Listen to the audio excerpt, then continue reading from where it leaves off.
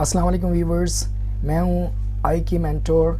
आज का टॉपिक है कि हर किसी के जहन में होता है कि हम फाइलर क्यों बने, हम टैक्स आखिरकार क्यों पे करें।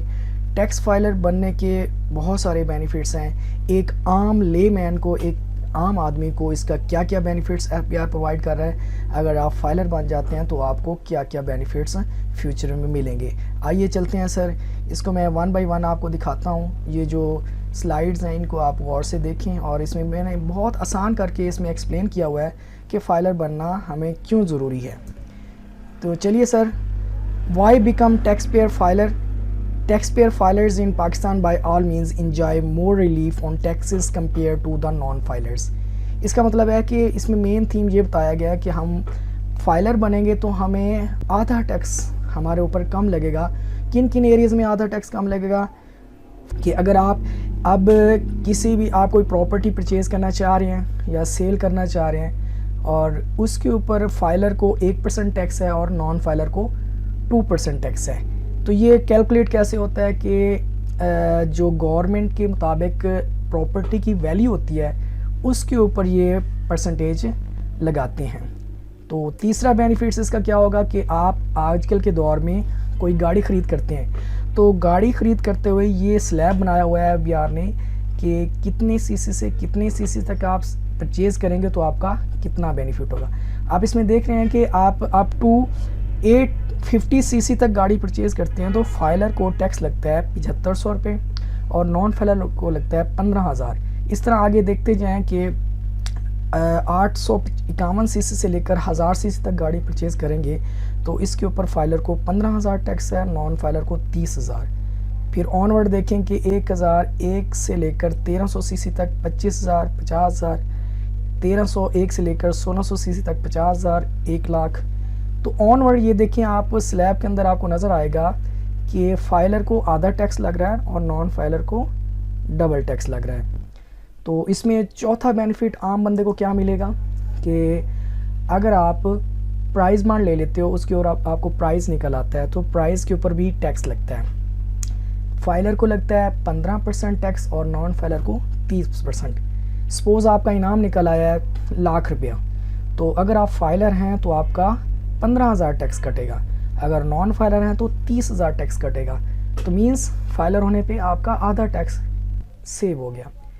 इसके बाद अगला फ़ायदा आपको क्या होने वाला है, अगर आप किसी भी सेविंग अकाउंट कहीं भी खुलवाते हैं किसी बैंक के अंदर, किसी आप कौमी इदारे को कोई सेविंग अकाउंट्स हों, कौमी बचत बैंक होते हैं हमारे, उनके अंदर आप अकाउंट ओपन करवाते हैं तो अगर आपने वहाँ पे 5 लाख तक अकाउंट ओपन करवाया हुआ है तो फाइलर को टैक्स लगता है प्रॉफिट के ऊपर 10% और नॉन फाइलर को लगता है 20% प्रॉफिट के ऊपर, असल कीमत में नहीं, सिर्फ प्रॉफिट के ऊपर। इसी तरह अगर आपका अकाउंट है वहाँ पे आपने मेंटेन किया हुआ है 5 लाख से ज़्यादा तो फिर टैक्स की जो रेशो है वो फाइलर के लिए 15% है और नॉन फाइलर के लिए 30%। मींस जो आपको प्रॉफिट वहाँ पे अर्निंग होगी उसके ऊपर आपको ये टैक्स का आधा फ़ायदा होगा कि आधा टैक्स आपका कम हो जाएगा। इसके बाद आपको अगर आपने किसी कंपनी के डिविडेंड शेयर्स लिए हुए हैं तो वहाँ पे डिविडेंड की सूरत में आपको प्रॉफिट मिलता है, उसके ऊपर भी फाइलर को 7.5% डिविडेंड टैक्स कटेगा डिविडेंड के ऊपर और नॉन फाइलर को 15% टैक्स लगेगा। इसके बाद अगर कोई रजिस्ट्रेशन करना चाहता है, न्यू बंदा है, सैलरीड इंडिविजुअल है, तो जो सैलरीड इंडिविजुअल हैं वो रजिस्टर्ड होना चाहते हैं तो उनके लिए क्या क्या डॉक्यूमेंट्स रिक्वायर्ड होते हैं रजिस्ट्रेशन करने के लिए। तो पहले नंबर पे CNSE कॉपी और पर्सनल मोबाइल नंबर हो अपने नाम पे रजिस्टर्ड होना चाहिए। तो सैलरीड इंडिविजुअल के बाद बाकी डॉक्यूमेंट्स जो रिक्वायर्ड होते हैं, पहले नंबर पे है withholding tax certificate on salary, फिर बैंक स्टेटमेंट अगर बैंक अकाउंट ओपन किया हुआ है, उसके बाद any tax deducted on educational fee, अगर बच्चों की फ़ी पे कर रहे हैं तो वहाँ पे भी टैक्स वगैरह होते हैं। प्रोविडेंट फंड स्टेटमेंट वो आपकी होनी चाहिए। Any other investment in any financial institution अपना अगर आपने की हुई है तो in case of any asset property और व्हीकल इन योर ओनरशिप, तो इसके अंदर भी आपको इनके डॉक्यूमेंट्स रिक्वायर्ड होते हैं, बताना होता है कि डिस्क्लोज़ करना होता है कि क्या क्या आपके नाम पे ऑलरेडी रजिस्टर्ड है। तो उसके बाद पर्सनल डिटेल आपकी क्या रिक्वायर्ड है। ये हैं जी जो सैलरीड इंडिविजुअल्स हैं। उसके बाद नॉन सैलरीड इंडिविजुअल वो होते हैं जो बिजनेसमैन हैं, उसमें इंडिविजुअल भी हो सकते हैं, पार्टनरशिप बिजनेस भी हो सकता है, कंपनी भी हो सकती है। तो ये नॉन सैलरीड इंडिविजुअल जो इंडिविजुअल बिजनेस कर रहे होते हैं उनको रजिस्ट्रेशन करने के लिए उनकी CNSE कॉपी रिक्वायर्ड होती है, पर्सनल मोबाइल नंबर रिक्वायर्ड होता है, बिज़नेस अकाउंट्स अगर आपने ओपन करवाए हुए हैं, उसके बाद बैंक स्टेटमेंट्स, और उसके बाद कहीं भी आपने अगर कोई सेविंग अकाउंट बनाए हुए हैं, अपनी कोई सेविंग इन्वेस्टमेंट की हुई है, या कोई प्रॉपर्टी गाड़ी बिज़नेस के नाम से ली हुई है, पर्सनल नाम से ली हुई है, तो ये चीज़ें डिस्क्लोज़ करना होती हैं। तो इस तरह ये पहले मराइल में हमें ये जो चीज़ें रिक्वायर्ड होती हैं रजिस्ट्रेशन करने के लिए, तो ये डॉक्यूमेंट्स हमारे लिए ज़रूरी हैं रजिस्ट्रेशन करने के लिए।